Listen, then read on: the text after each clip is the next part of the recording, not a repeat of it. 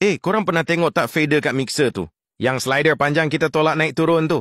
Ramai ingat tu cuma volume, tapi sebenarnya fader ni kawal paras audio untuk setiap channel. Tolak naik dia bunyi makin kuat, tolak turun bunyi makin perlahan. Nak fade in lagu pun guna dia, nak fade out pun guna dia. Bezanya dengan knob kita pusing, fader kita tolak. Lagi best sebab kita nampak paras level tu depan mata. Sekarang perasan tak nombor tepi fader tu? Ada tanda negatif 30, negatif 20, negatif 10. Lepas tu ada kosong, ada pula positif 5 dan positif 10. Negatif infinity tu maksudnya senyap terus tak ada bunyi. Semakin kita naik, kurang potongan bunyi. Dan yang paling penting adalah kosong atau orang panggil unity gain. Maksudnya signal keluar sama kuat dengan signal masuk, tak tambah tak potong. Kenapa nombor dekat fader tu nampak pelik dan tak sekata? Sebab telinga kita dengar ikut logaritma. Dekat bahagian kosong gerak sikit je dah banyak beza. Dekat bawah negatif 20, kita tolak jauh pun macam tak naik pun.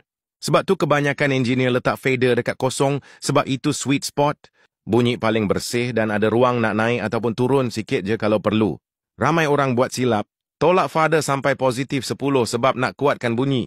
Tapi kalau gain dari preamp rendah, kau bukan saja kuatkan bunyi, kau kuatkan noise sekali. Ada pula yang turunkan semua fader jauh sangat sebab nak kontrol volume. Hasilnya bunyi jadi lemah dan hilang detail.